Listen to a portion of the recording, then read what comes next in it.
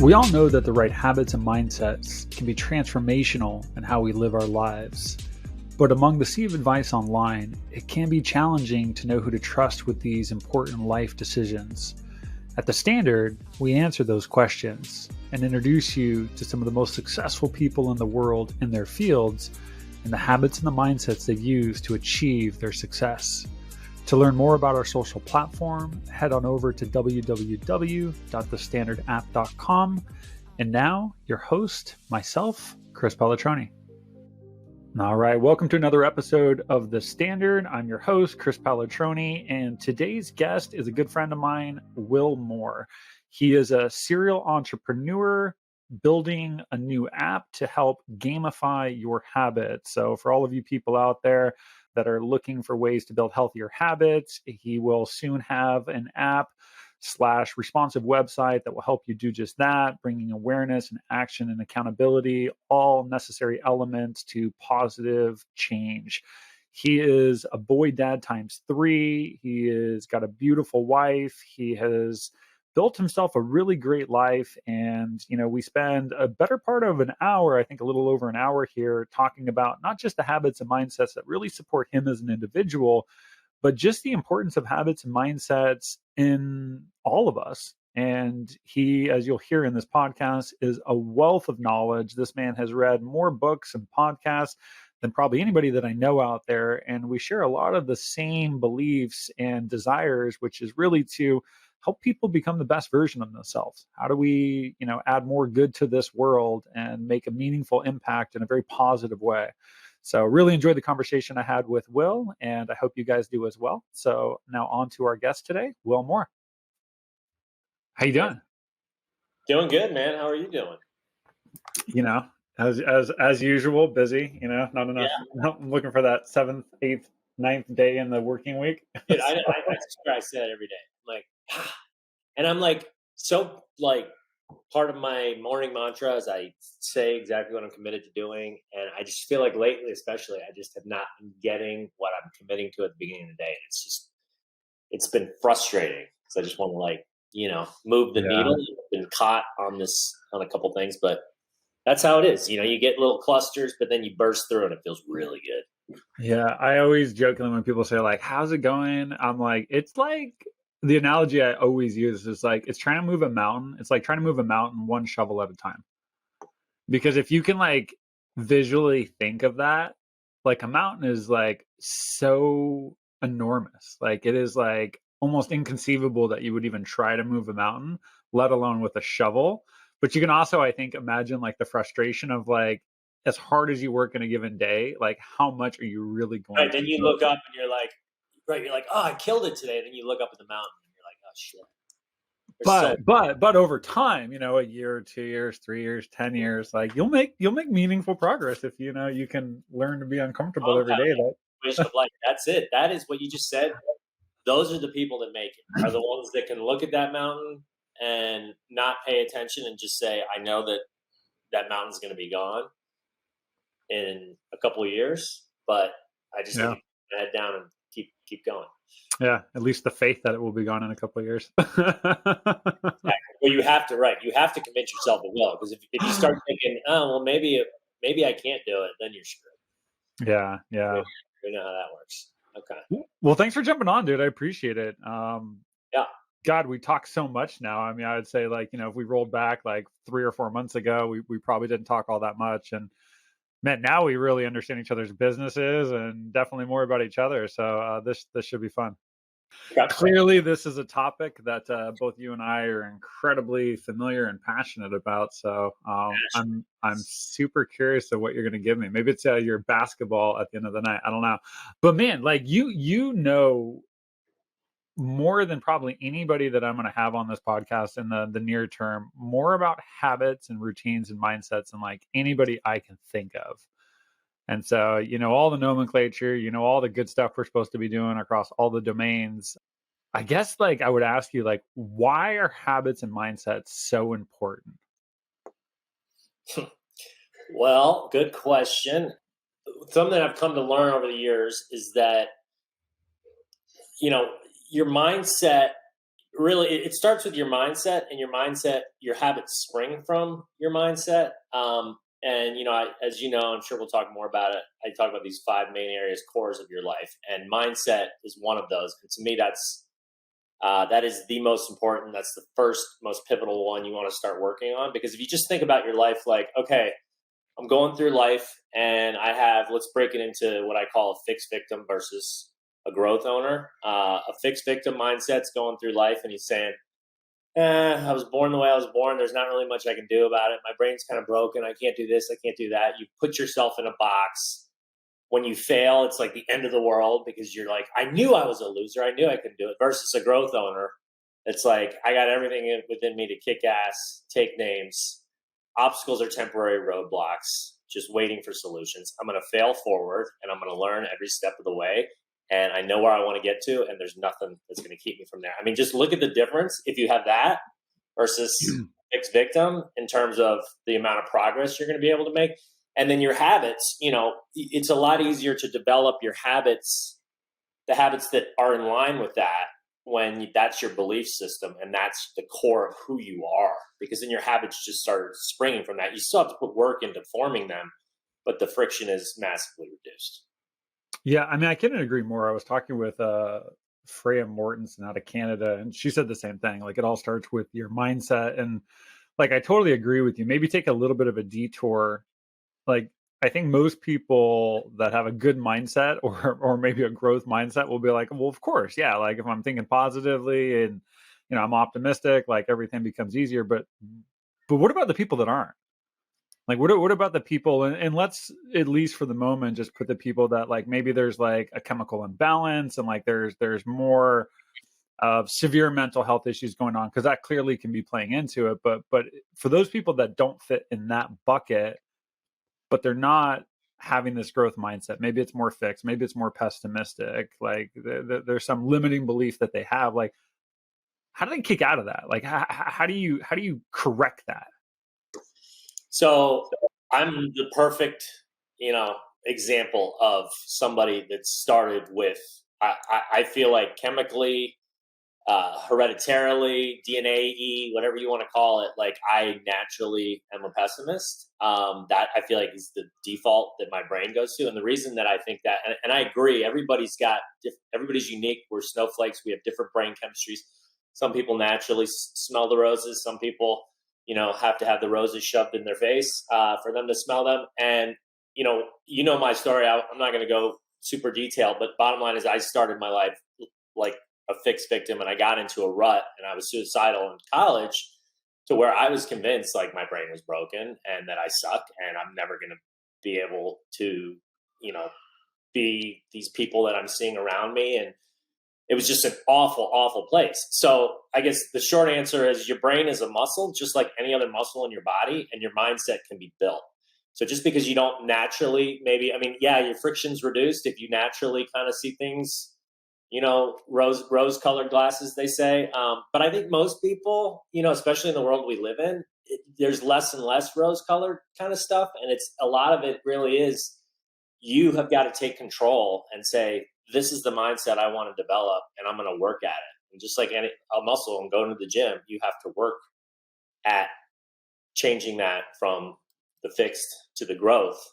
And as you know, what I do is I try to help people kind of trick their brains using gamification and behavioral science to sort of reduce the friction to be able to do that. What are your thoughts on this? I forget exactly where I've listened to it, but there's a lot of people that would argue, like, sometimes you just got to go through the motions in order to change the way you think about something. Like, rather than like fight the struggle in your mind of like, man, I don't feel like doing something. Let's just say something like exercise, because I think we can all relate to it to some extent, of like, God, I don't want to do it. I like, whatever, it's painful, it's annoying, it's not my cup of tea. Like, there is a lot of science that supports, like, well, don't try to fight that. Like, just go do it, and as you start to do it, you will change the way you think about it. So it's less about trying to change the mind, it's more about trying to change the behavior or the habit, and then the mindset will follow. Like, what's your thoughts on that? I love the way you put that, and that's absolutely true. And Right. It's almost contradictory to what we were saying, but let's talk this through a little bit. Where we were saying you have the mindset and the habits will follow. They're it's a synchronized type of thing. It's interchangeable.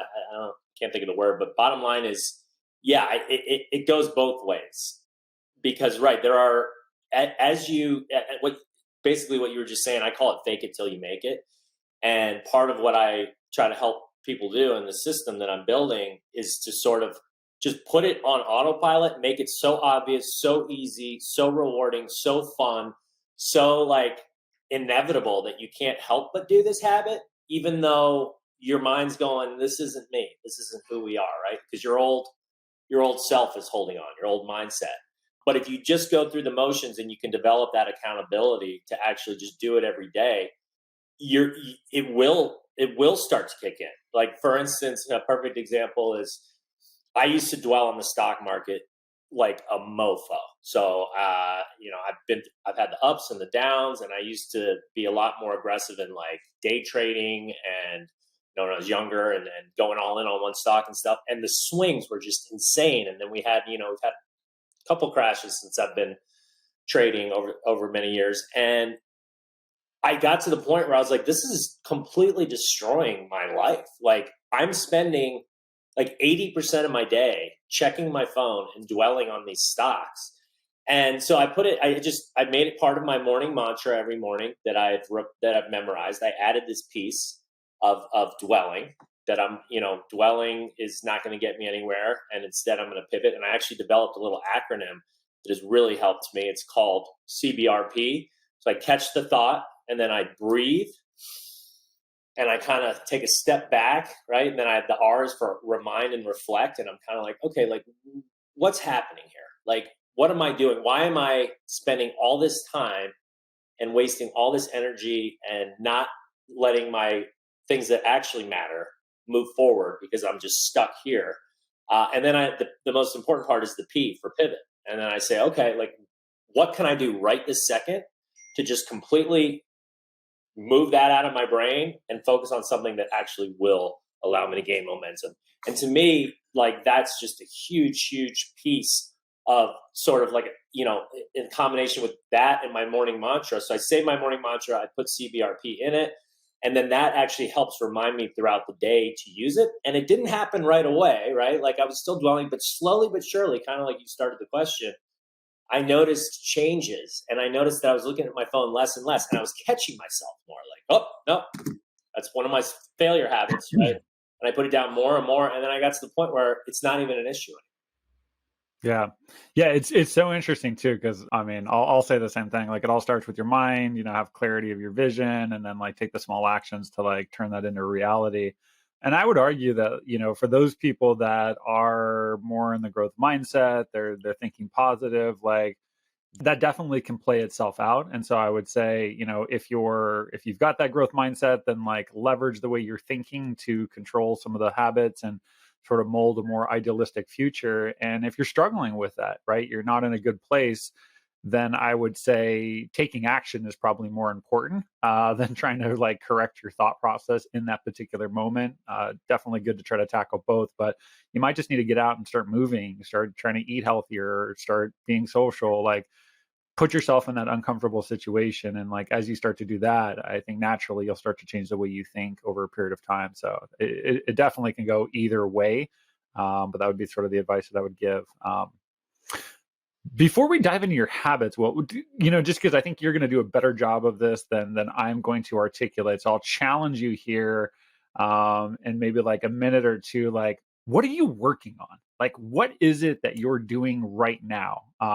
I know I could give my version of it, but I think you'll do a better job. Like, what is the project that you're on right now in terms of helping people develop better habits? What's that look like? Well, it's a doozy, Chris. Chris and I talk quite a bit. And we're in a mastermind group together where we help give feedback off one another. So we even started this conversation beforehand, how, you go through these periods where you feel stuck and you just got to keep pushing, right? Like the shovel you were saying, like you got a mountain in front of you. and you're moving it one shovel at a time. Like that's the difference between somebody that's, the one I call it the 1% versus the 99 percenters. Is the guy who's shoveling and he goes, you know what, that's a big ass mountain, but I know we're going to move it. And I'm not going to dwell and pay attention to the fact that it's not really moving every single day like I wish it would. But I know that if I keep doing what I'm doing over time, we'll be able to move it. And so, yeah, I'm working on, it's evolved over time. And originally it was an app, and now it's still an app, but it's also a desktop platform as well that integrates AI and gamification. And essentially the gist is my system will help you do two things. Number one, become aware of the habits that you've developed in these main areas of our life that are directly correlated with happiness: your mindset, your relationships, your career and your finances, your emotional health, and your physical health. We all share these areas, and we all have different habits that we've developed over time.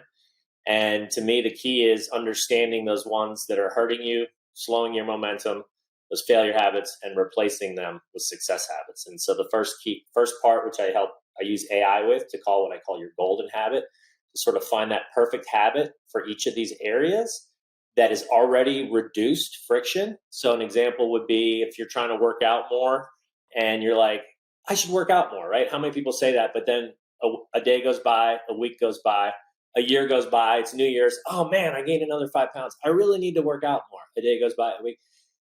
Unless you have a system in place, like it's never going to happen, right? And so to me, the first step is that awareness piece and finding a habit that doesn't suck, for lack of a better term, that you kind of, you enjoy. It's not boring. It's not.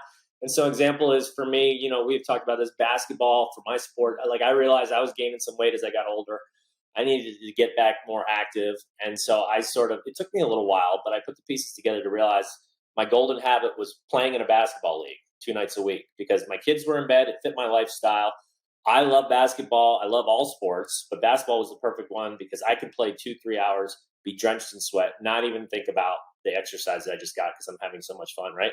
So that becomes like the first part of like, okay, now that's a good habit for my exercise, but that's still not all of it because then you still have to follow through on that habit. So the second piece is the action and accountability stage. And that's where the app and this desktop platform I have comes into play, where it's essentially just a way to check in with yourself once a day, to remind yourself, kind of like we were saying, fake it till you make it. It's a fun way with points and rewards, and you're this rocket ship and you're flying to different planets and fighting through asteroid fields and meeting aliens. And the idea though is you're having a good time checking in. You can't wait to see what's next. There's variable rewards, these types of things.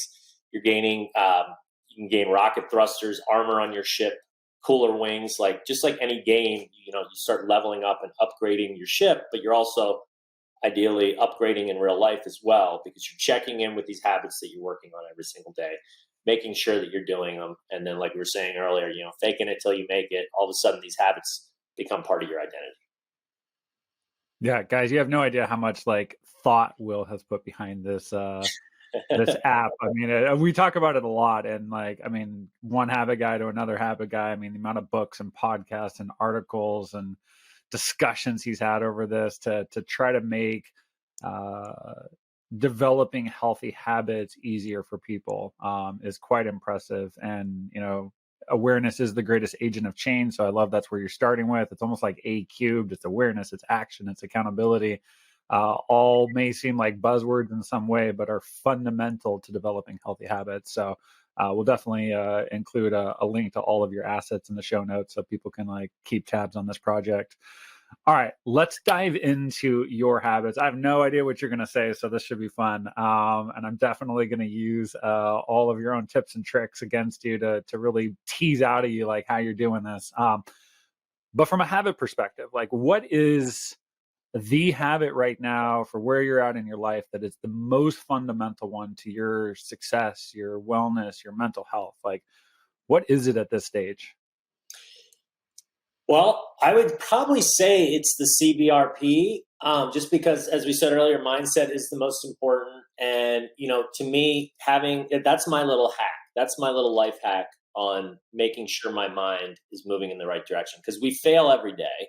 Failing's mandatory. I got a 9-month-old, I've got a 4-year-old, and I've got a little guy just 7 yesterday, 3 boys. And it's, we're not, and it's interesting going back to that nature versus nurture. I see in my 7-year-old, he's naturally pessimistic. He's naturally, the glass is half empty. And my 4-year-old is more, the glass is full. Let's go. Right.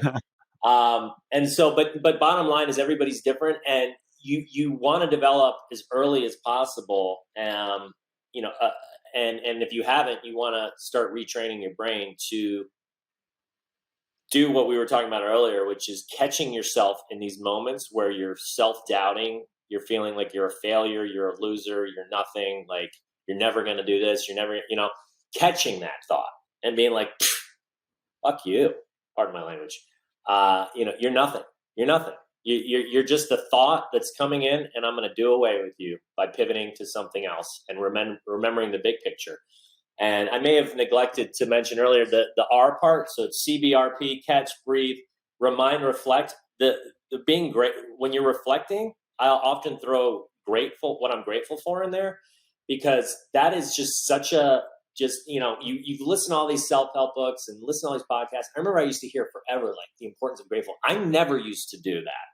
Like it wasn't part of my morning mantra. It was just like I had my mantra. And then once I started adding at the end of my morning mantra what I'm grateful for, and then also having it part of, like, when I start to get frustrated or have a failure or something, and reminding myself, like, hey, I got it pretty good. Life is pretty good. Look, I've got these 3 beautiful children. I have that, the house that I want to live in. I've got 2 cars, and I look at, compared to other people, like I'm in the top whatever percent. Like, what are you complaining about, idiot?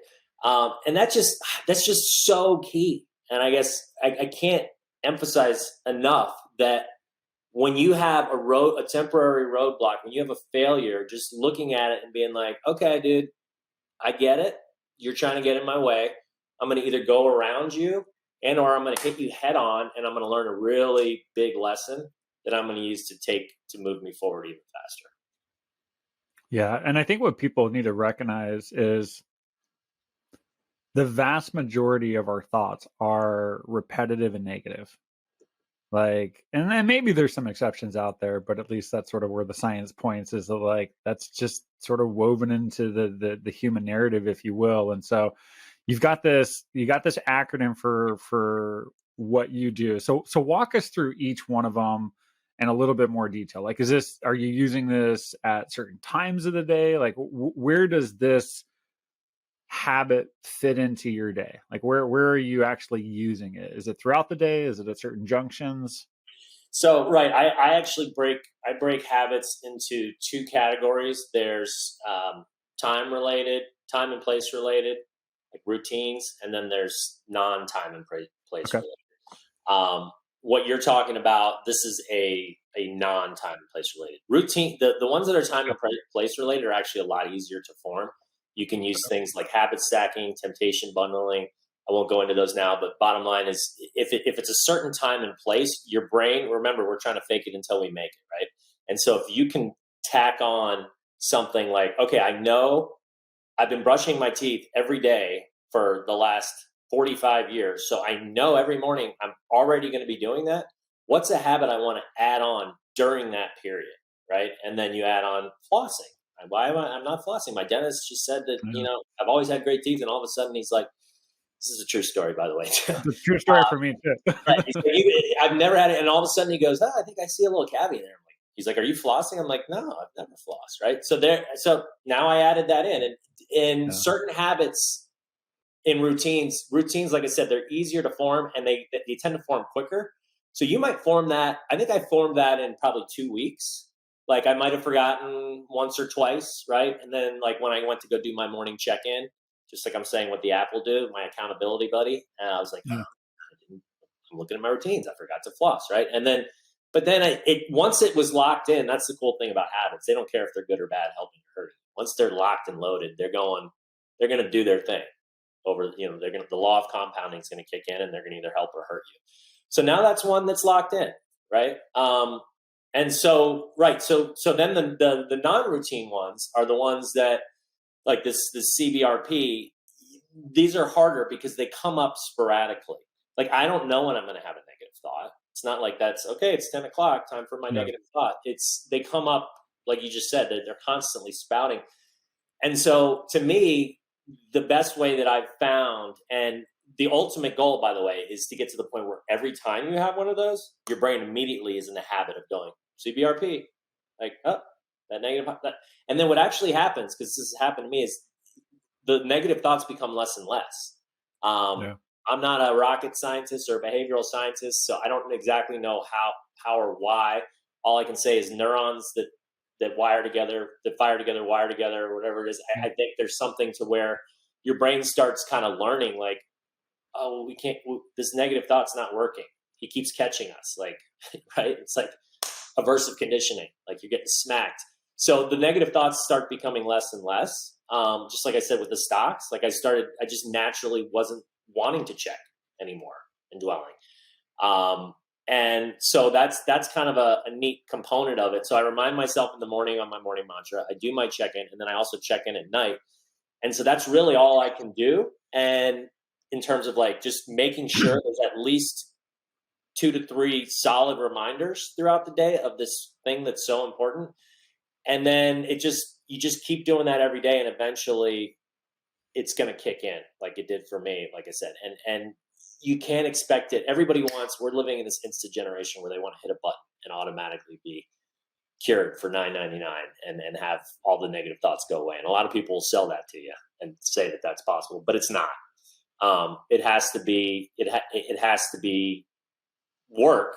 But again, people don't like the idea of work. They don't want to feel like, oh, I got to do all this stuff to change myself. So that's why there's these little tips and tricks that you need to develop and find for yourself. And that's what I help people to do. For me, it's the CBRP. For somebody else, maybe they come up with a different acronym, but it has to be customized to your DNA and to your personality, that you're like, this one clicks, this one works for me. And then it just starts to happen on its own if you keep doing it every day. So you have these like moments throughout your day where you inject this acronym, and it sounds like you're doing that as a reminder to reinforce that it's there, that you want to use it. But what I took away from that is that you're just injecting it at these different points throughout the day. And then the idea is that when you're having a negative thought, that acronym is somewhat top of mind, and you can sort of like kick it into gear whenever you need it for whatever reason. Is that the way that That's correct. Yeah. It's to help. Yeah, that's a good way to put it. It's to help bring that thought up to the top so that that's there when you have the negative thought, versus if you're not reminding yourself on a daily basis, it's going to be at the bottom. Yeah, it reminded me of something I read. I don't know if you ever read the book, Brendan Bouchard. God, what's his book? His maybe not even his most recent book, but he had a habit book out there. High performing habits, I think it was what it was called. I could be a little off on that.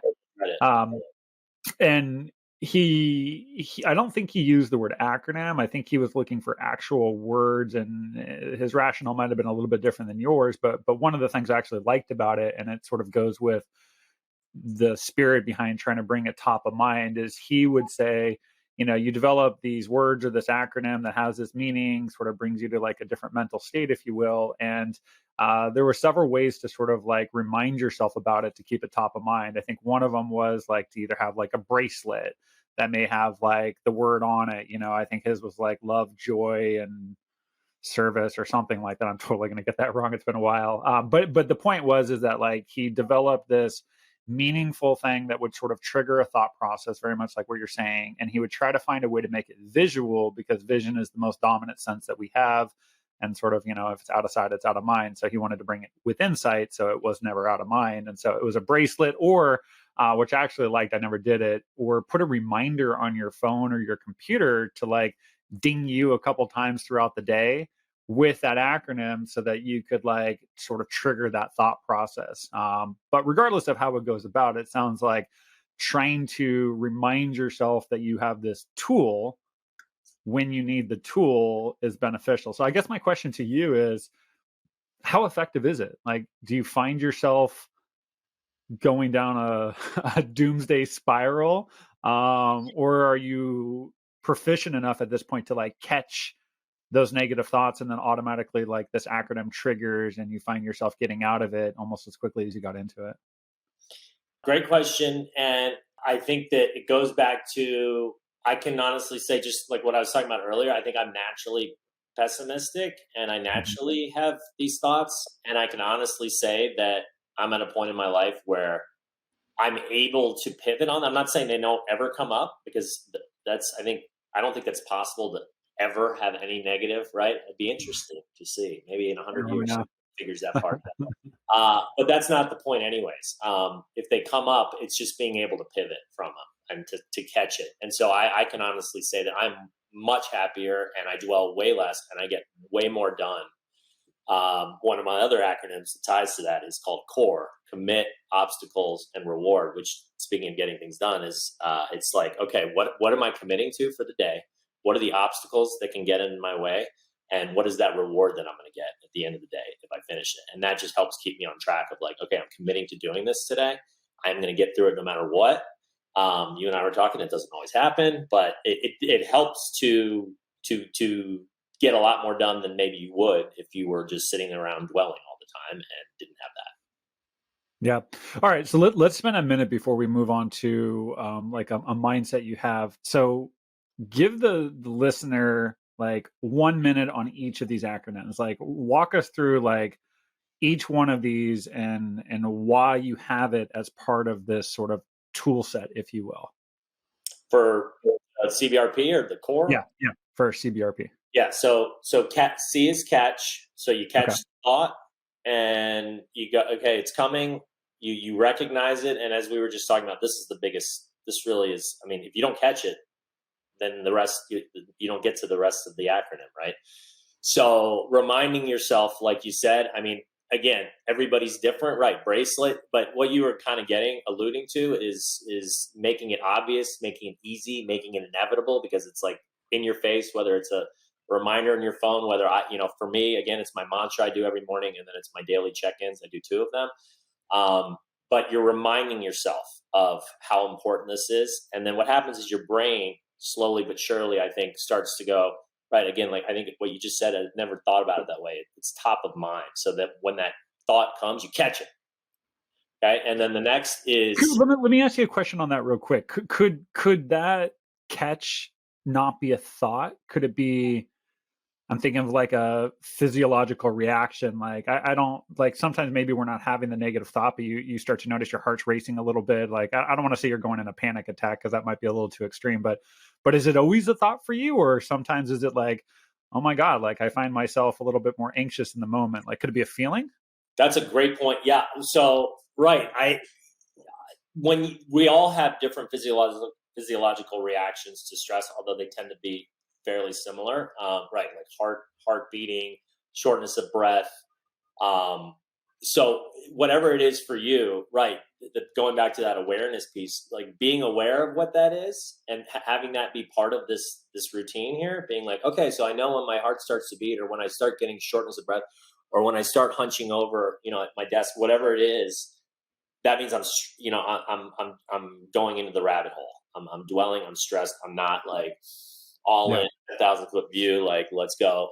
So that's a great point. Yes. I think that's very important to be aware of that stage. For me, it's funny. I never actually really did that. I just sort of used it in that because I repeated it so many times to myself, it got to the point where I would have that thought and I'd be like, oh, that thought's trying to creep in.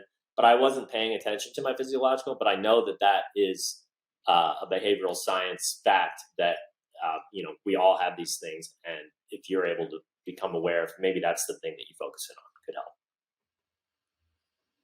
help. Next is breathe. B is for breathe.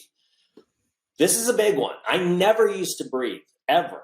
I breathe because I'm alive, but my mom, my whole life as a kid, breathe, son, breathe. I remember her always saying that. Like, I'm fucking breathing, Mom. I'm alive.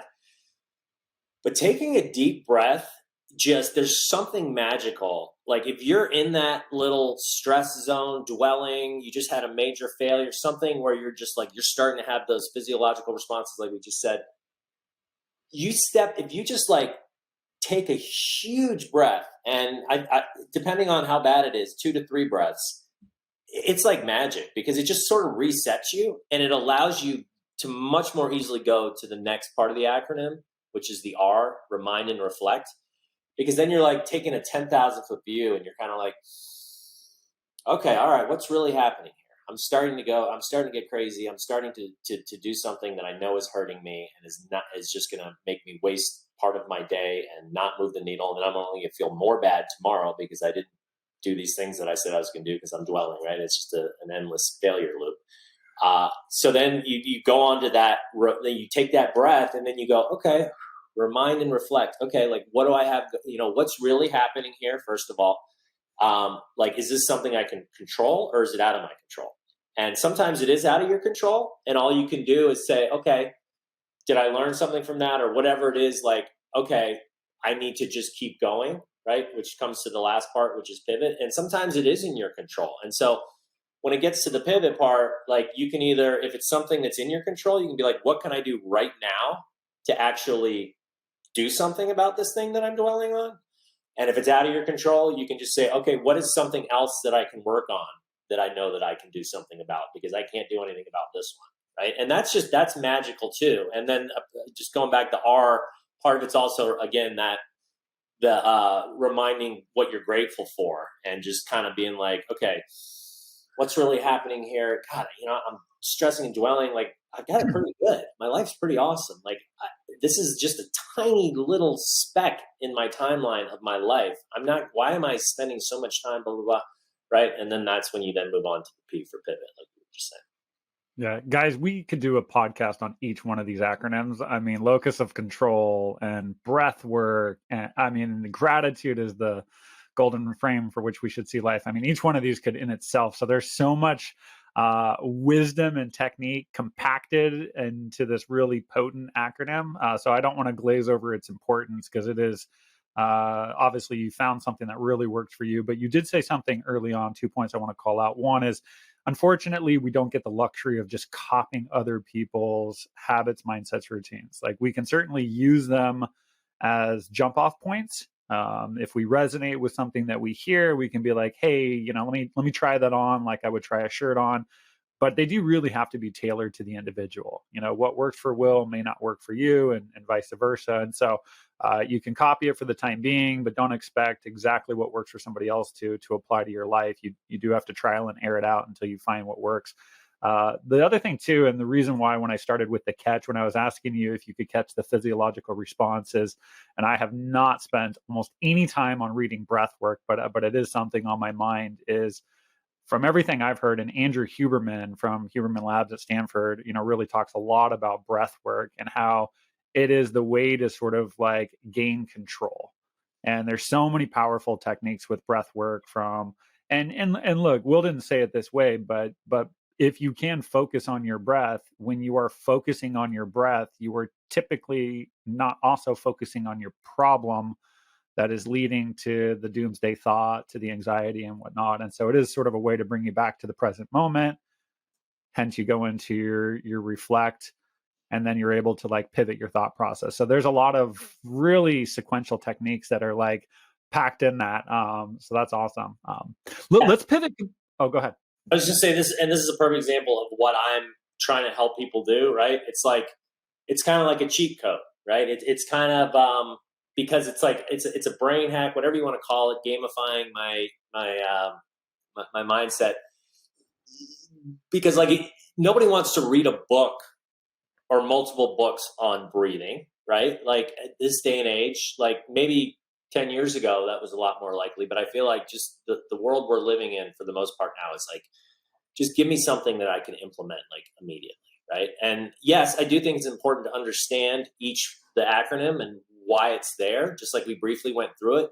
But I don't think you necessarily need to read an entire book on breathing to have it help work for you. And I just want people to understand that, like, because I think a lot of people get intimidated when they're like, oh, breathing, I know that's something I should do. I've always heard about it. There's all these apps, there's all these books, like there's seminars, like, oh, it's just too much. It's like, no, like you can just put it into a little thing, inject it into what works in your life. For me, it's this acronym. Maybe for you, it's, 5 minutes of meditating a day. And when I say meditate, I mean basically just breathing. Because everybody's, again, that's one that everybody Uh, does differently, but maybe that's a success habit that works for you that implements this. yeah, good point. All right, let's pivot on. So what, oh, maybe one last thing. So like that acronym, do you consider that a habit or do you consider that a mindset? Like, I mean, I know they're I think highly it's a habit. intertwined. It's a habit Okay.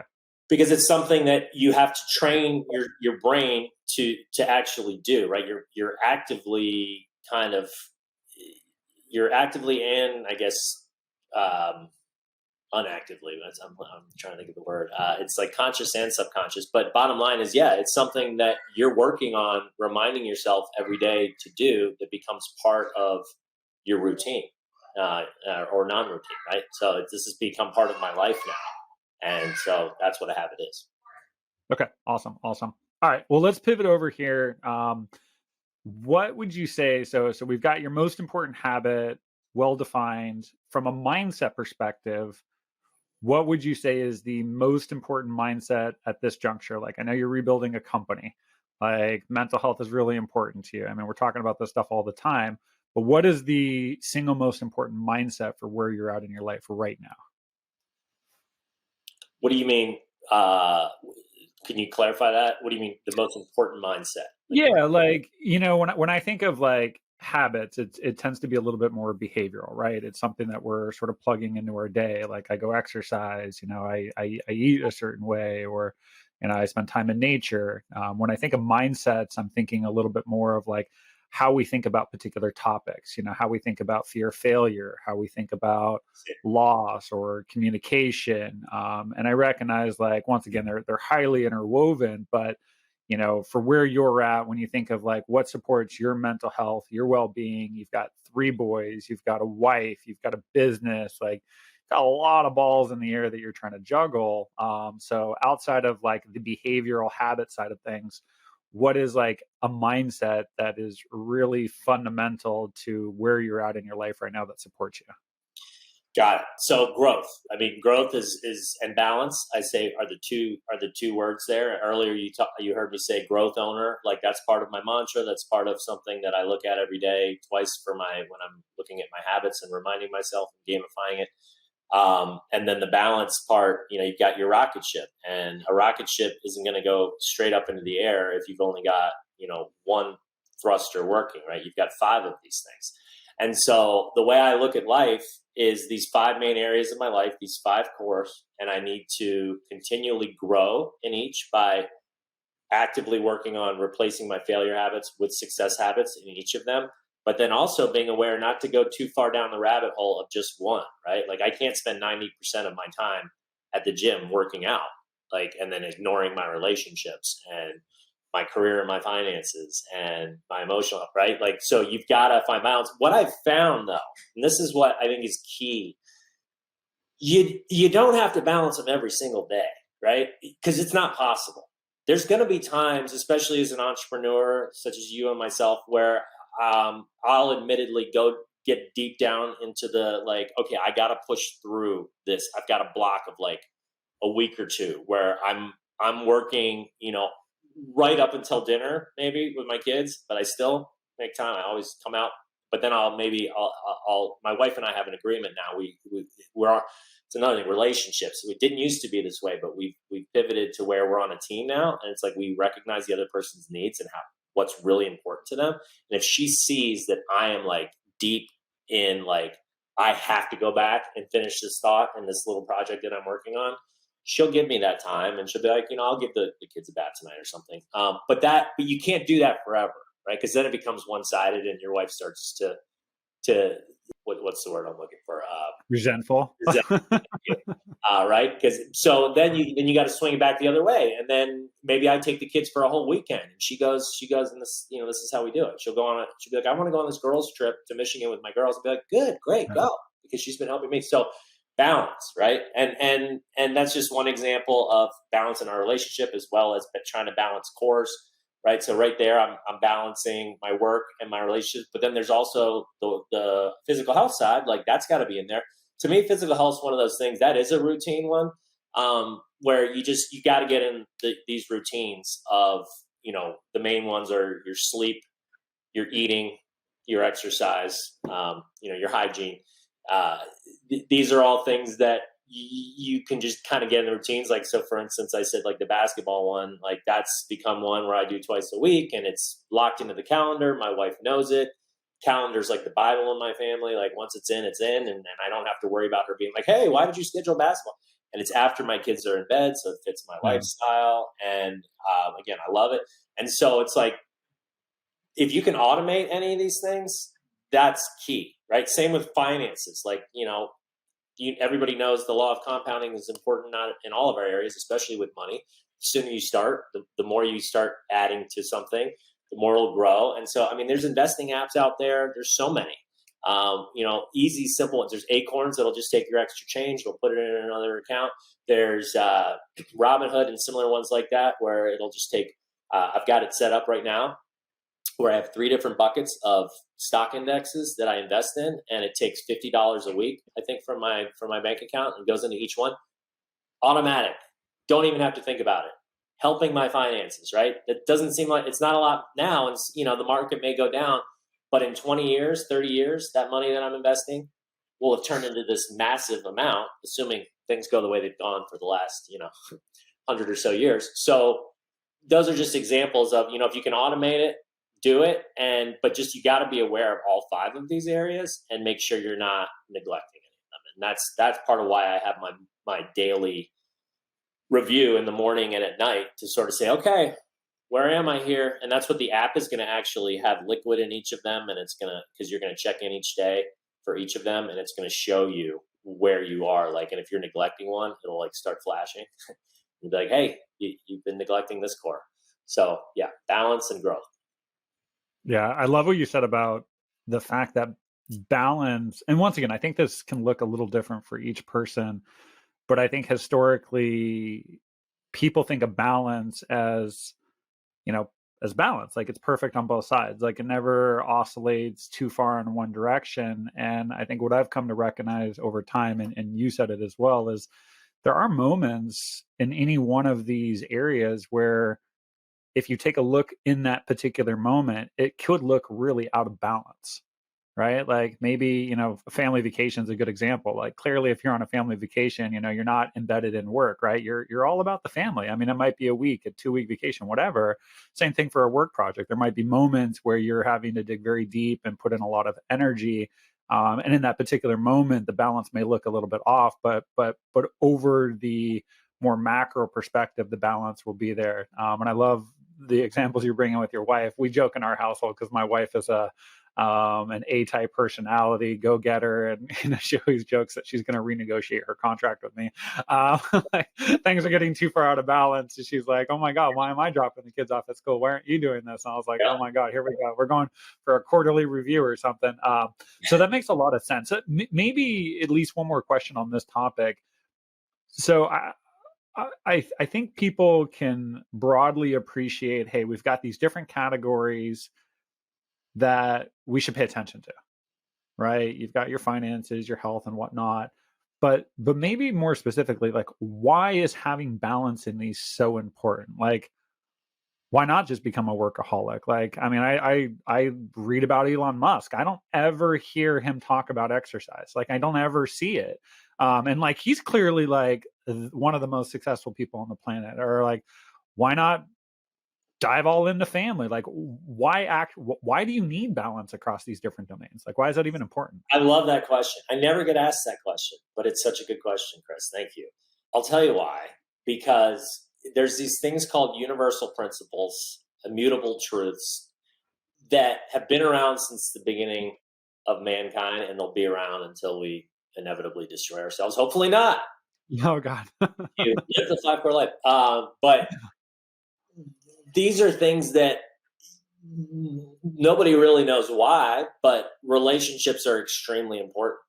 Physical health, I mean, I guess there is science behind some of this. Physical health, like your mind and your body are literally connected. And so if you're not exercising, you're, depression, there's so many symptoms that have been proven can kick in, depression, lack of energy, just all these things. And just, being fit and also just in terms of not just energy and looking good and feeling good, but like your longevity, like, do you want to die at 60 and become this old group, right?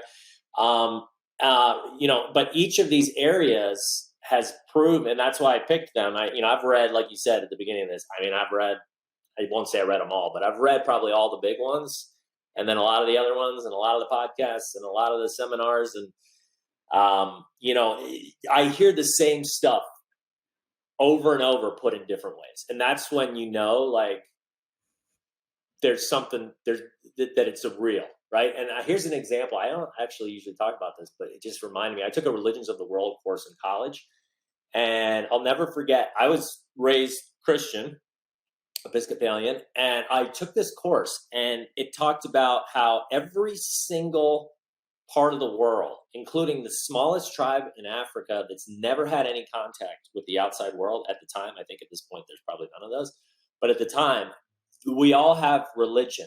We all have some form of that, some higher power that we believe in, something. And why is that? I think it's because it's innate in man that we need to have that comfort. There needs to be something for, I think, the majority of people to feel like this isn't it. Like, I'm going to be worm food and then it's all gone. Right. And so, and also maybe it is real. And maybe that's just like, we're tapped into that somehow and we know, who knows? But so I guess the point's not as much like why, in terms of like, it is. And if you ignore these main areas of your life and you neglect certain ones, you're going to feel it. And something's going to feel empty and something's going to feel missing. If you don't work out at all, you're not going to feel good. If you've got a terrible relationship with your wife, if you're never spending any time with, like, you don't have a friend group and you're not like making time to go do that type of stuff and spend real, actual in-person time, like that's something we need. And again, you can go back to reasons for that, like going back into the caveman days, and we were actually safer, and so maybe there's an evolutionary reason for this one, in terms of when we were in groups, we were not as likely to get eaten by a saber-toothed tiger, and the more we and we got married and then we had kids, we were more likely to prosper and to get the things we wanted, whatever. But so yeah, some of them, I guess, there's probably, and others, it is what it is. Don't look too closely maybe, or look if you want, but it's like emotional health, like stress, dwelling, making sure you're doing the things that you love in life, are super important and passionate about, and proactively injecting those things into your life. Like, you got to do it. I mean, if you don't, something's just going to feel empty and missing. Yeah, I'm right there with you. I actually, I resonate a lot with that one because, I think like a lot of people, it's really easy to over-index in one category. For entrepreneurs and, people with type A personalities, which I definitely identify with. I mean, I could work all day. I love what I do.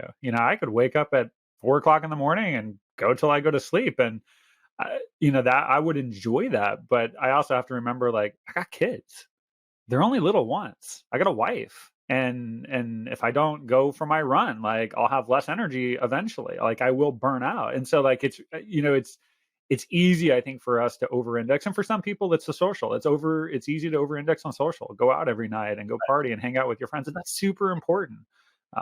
One of the things I did on the balance part, not everybody likes to talk about. I paid a lot of attention to what people regret at the end of their life, and there's lots of studies that are done on this, and I just find it so fascinating. Not because somebody is exiting this world, but more just because it's inevitable that we all are going to die one day. And I always want to learn a lesson if I can learn a lesson. And if there's been studies, and if you can read these studies of like, what do people think when they're on the last page of the last chapter of their book? Like, how do they think? Because like, it's over, it's done. They've reached the end, and the commonality is just mind blowing, because most people have the exact same type of thoughts at the very end. And if you can learn those lessons now while you're young and you still have a lot of years ahead of you, and you can see that, like, wow, the vast majority of people think a certain way. They wish they had spent more times with friends, and they wish they had followed their dreams. And God, like, could I do that now so that I don't get to the end and have this regret? I think that's really powerful, because we don't know. And so I think of it from that way, and that's where sort of the balance comes into play of man, like what can I do today that like adds to my longevity and makes it so that like by the time that my time does come, which is inevitable for all of us until we get downloaded into computers and we're all AI. Yeah. But yeah, I don't want to have the regret. So what you just said is such a good one, and that's another one. I was talking about these universal principles and all these habits that I try to help people build. I'm actually working on something that I previously thought was unattainable, and maybe it is unattainable, but I'm determined to try to do it. And which is gather all these universal principles that are out there and really just get them down to their core, because there is a limited amount of them. They're not. People look at life and they're like, especially now, every single day there's more and more and more stuff coming at us. There's more TikTokers and Instagrammers and books and podcasts, and it's like, how do you know what to listen to? How do you know what's going to resonate with you? But at the end of the day, like I was saying earlier, all these people a lot of times are saying the exact same thing, just in different ways. And so part of what I'm trying to do is help people to sort of break it down into that root universal principle. And so every action, every habit that they develop basically springs from those, so that you can be like very confident that, okay, like this is something that I know will lead to happiness. And wait, there was one other thing I was gonna say. What were you just saying right before we were talking? What was your last thought? Oh, it was about having no regret at the very end. Oh yeah. So Um, part of this is a really key step of my system that I'm implementing. It's called the Back to the Future list. I used to call it the funeral list, but that's way too morbid. But the gist is, it's super important, and it's part of the awareness stage that we were talking about earlier, stage one, of okay, so like we were just talking, like what habits do I need to do? Like what areas? Like I mean, it's so overwhelming. Well, you want to know how to a hack to just completely cut through all the bullshit and what really matters to you? Flash forward to the end of your life and look at each core and say, what do I want said about me yeah. at my funeral in each one of these? Like that is, to me, the bar none best way to just at least get a good idea of where you want to end up and where you currently are, right? And then now it's a matter of reverse engineering and reconciling the habits that you currently have with the guy that you want to, or gal that you want to end up as. Yeah, remind me, Will, too, because there's a really good motivational video on Jeff Bezos of all people, and he gave a commencement speech. I forget where he did it, but he gave a commencement speech, and they turned it into this beautiful video. And he talks about like, and it's, I mean, I've watched it maybe like 1,000 times at this point. It's about 4 minutes, and he talks about, when you're at that very last moment in your life, if you can like fast forward to that moment, and it's a moment of solitude, you're by yourself, you're giving the most intimate version of your life story, and you're doing it only for yourself. Like, how will you look at that story? And really what you'll do is you'll compress 20, 30, 50, 100 years of living down into very specific pivot points in your life. And really his point is like, we are the choices that we make today add up into that. It's a beautiful one. And the other thing to remind me of, because I know I've shared this with you in the past, I've shared all these books I've read, and I did this mind map on all of these. But when you said human values, I did the exact same thing. What I did is I took a look at, like, I think I read about 200 books on these topics, and I took a look and I'm like, well, what are all these values that people are talking about? What are the good ones and the bad ones? And where I take a lot of hope for humanity is the fact that our core values, regardless of what we look like, our religions, where we live on the planet, are pretty damn universal. Like at their core, they definitely differ as we start to move up and up and up. But I did this exercise, and so I literally could print this out and send it to you. But I took a look at least in the books I read, all these values, and I dwindled them down into like the most potent version of human values. So remind me, and I'll send it over to you. You might get a kick out of it. Please, yeah, I love that. Yeah. So so while we're talking about this, I mean, I'll just give a few of mine. I got no shame in my game. So I have my list, and this is part of my morning routine. This is part of my daily check-in. Like I said, which I'm putting into this app to sort of make it fun and addicting to do so. But I have my mindset core, my career and finance, my relationships, my physical health, and my emotional. I won't go through all of them. I have about 5 bullet points for each. But just for instance, mindset, he was a growth owner versus a fixed victim. Like we talked earlier, he understood that he was 100% control of his happiness and never stopped taking action and growing in the 5 main areas of his life. He held himself accountable. When he made a commitment, he kept it no matter what. He never missed 2 days in a row. He failed beautifully. I got CBRPs in there. He used that religiously. Then you go to career and finance. He found his why and set goals, crushed them based on it. He combined his strengths, his passions to create a career that he felt lucky to do every day. He had clear, defined goals that he crushed year after year. Then that goes on. Relationships. He was a family man. He always put his family first and instilled his principles into his children, who have gone on to help change the world for the better. Physical health was a Peter Pan. His appearance and energy levels were in line with someone much younger than himself. Again, there's 5 or so bullet points for each. And then the last, emotional health and giving back. He managed stress well and didn't dwell. He had a calm about him and never seemed to let stress get to him. He welcomed the tough times as opportunities to grow, and he never dwelled on the past, but instead always looked forward. Was balanced, stopped to smell the roses. So when you come up with something like this, just how much easier does that then go? Okay, well, here I am now. Would somebody say this about my funeral if I died tomorrow? Right, and that it's as simple as that. And then you got to just start matching the habits that you currently have, and you go, okay, this one ain't in line with that. We got to get rid of this one, and we got to replace it. By the way, I don't believe in. You mentioned earlier something, and I wanted to kind of get into it. I won't go too much, but willpower, like just trying to stop a habit altogether, does not work, in my opinion. There's a reason that the diet industry is a gazillion-dollar industry, right? It's feeding off of this whole, a lot of these. Although I've started to see them start to use gamification and replacement, which is smart. But for years and years, it was more like just stop doing these things that you're used to doing. Right. And like, stop eating, replace it right away with this that you don't like, but you just, and it's like, no, you've got to gamify that too. You've got to go slowly but surely by replacing, but in a way that doesn't feel like work, that's not hard, that doesn't feel like there's no way I can do this. You can't go balls to the wall. You got to start tiny and small. So for instance, my buddy, I went to his house the other day and he was drinking black coffee. And I said to him, and I put cream in mine, a little bit of cream in mine, because I can't drink it black at this stage. But if I wanted to, this is how I would do it, because he actually gamified it and he didn't even realize it. So he had a personal trainer for a while, and the trainer noticed that he was putting a bunch of cream in his coffee. And he goes, why are you putting all that cream? He's like, you realize, because they were on this like, okay, you're this many calories, you're trying to do this, and that's how they were doing it, whatever.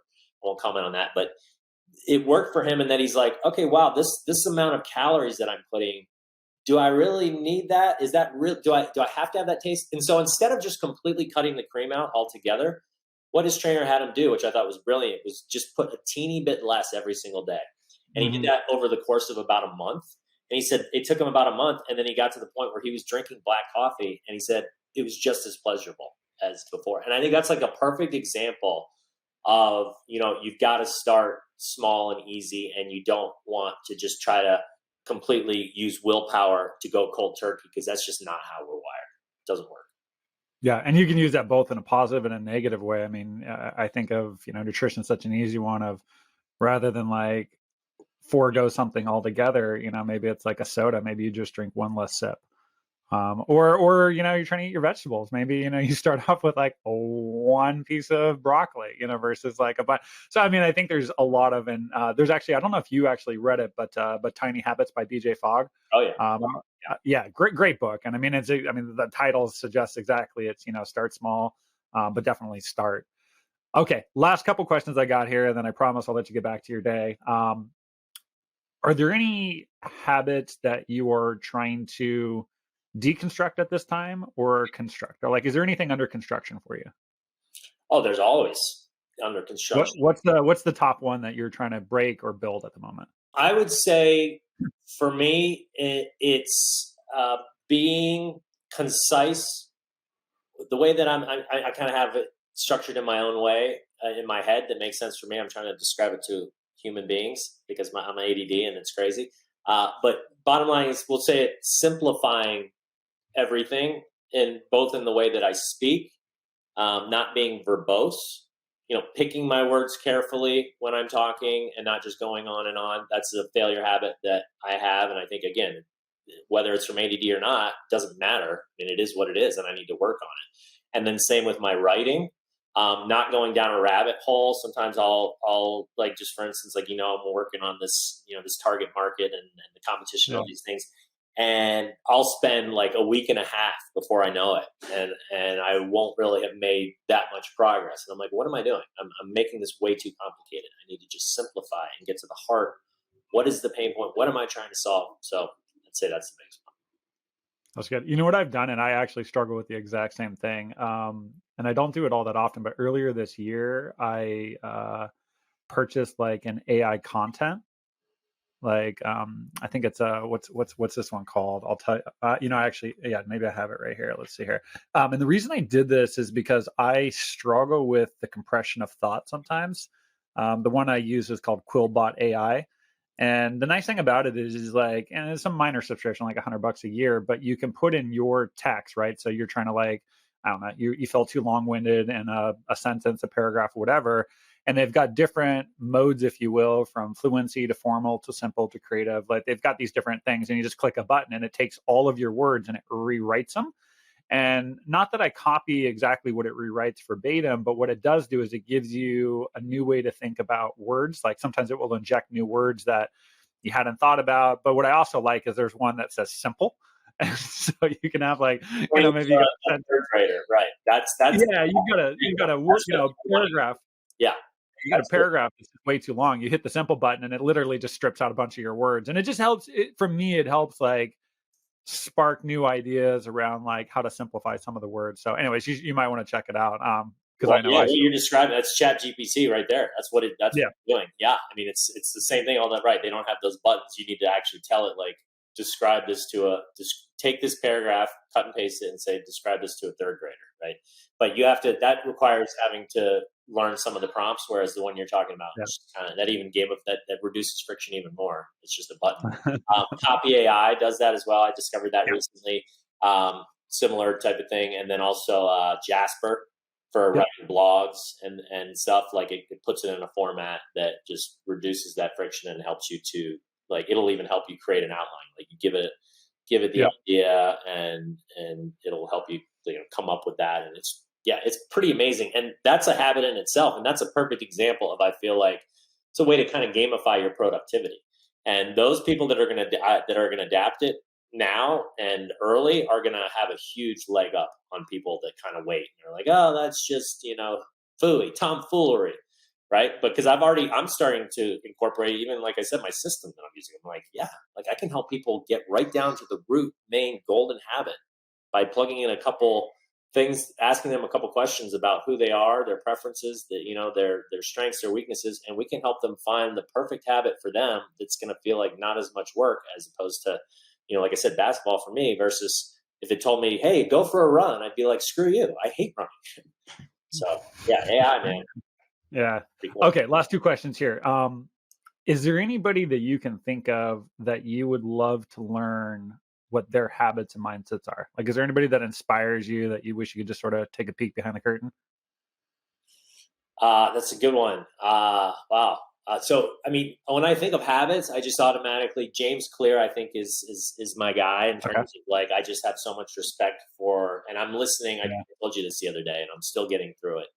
Here's another little hack that I use. I don't have time to sit around and listen to podcasts really.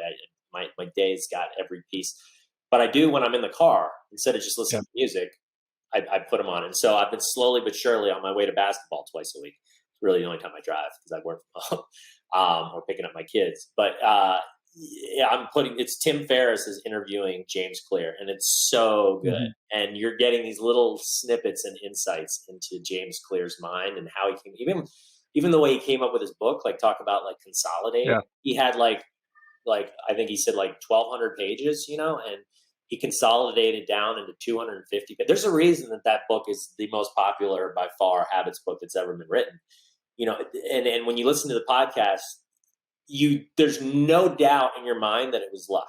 Like when you see how the man's brain works and how he breaks things down and says, okay, and then the fact that he took all that and then put it into 250 pages, and you knew every single word that was in that book after he got done describing it was going to be like gold. And it is. Like you read that book, there's not one page of fluff in that thing. It's just all compressed thought, like you said. I thought that was the way to put it, of just awesomeness. And so, I think I would like to get where he's talking a lot about Tim Ferriss, and I wish I could get in there and interview James Clear. He's focusing mainly on like the book writing process and how he came up with it and kind of how he marketed it and stuff, which is very helpful as well. But I want to like get somebody asking the questions like, hey, what's your workout routine? Like, what's your relationship habits?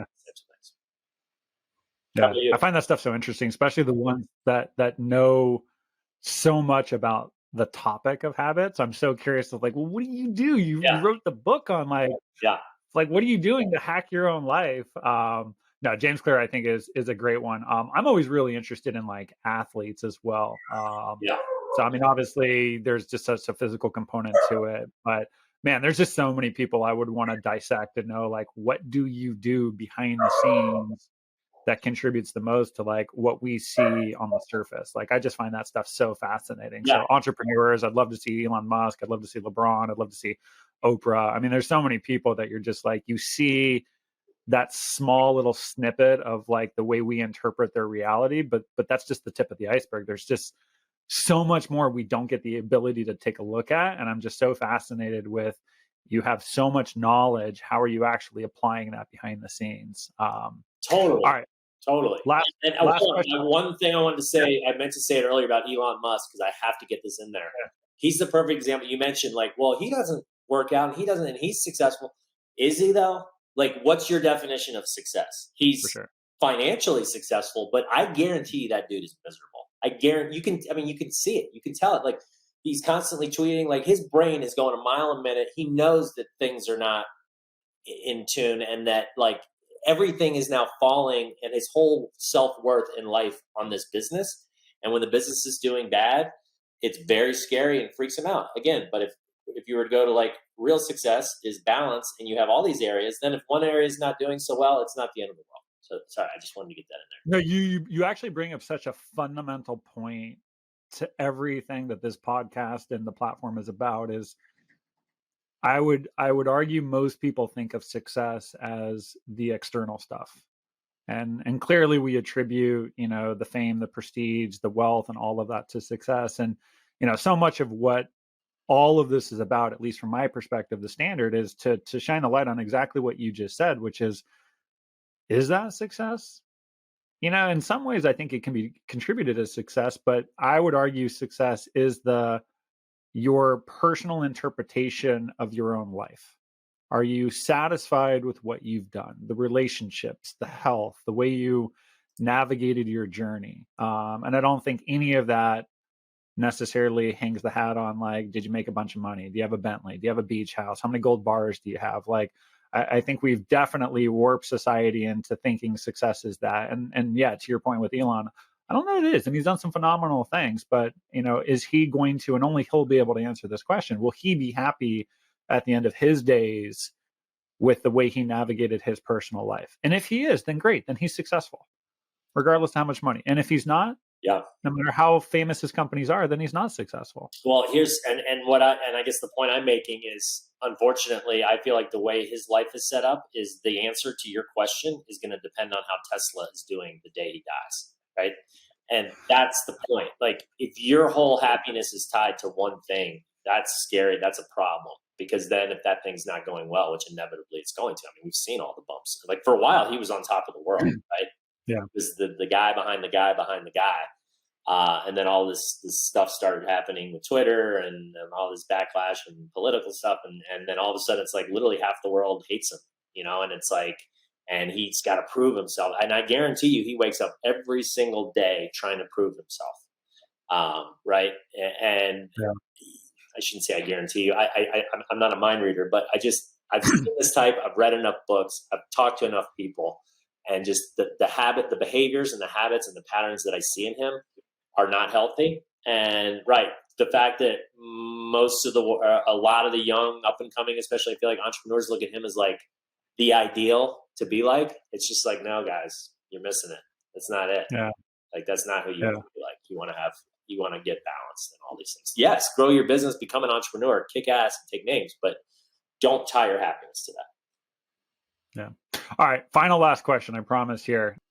When you think of like all of our challenges as a society, which are just overwhelming, if you will, if you could wave a wand and like instill a particular mindset or and habit in all humans to nudge us in a more loving and kind direction, what would that habit or mindset be? It'd be going back to the growth owner. To me, right? I haven't fully gone on, and I know we're kind of coming to the end, so I'm not going to don't give a super detailed explanation of growth owner. But remember, I was talking about the fixed victim versus the growth owner. So it's not just for you that like I can do anything and kick ass and take names. Obstacles are temporary roadblocks, but it also applies to the rest of the world in terms of like I'm a team player.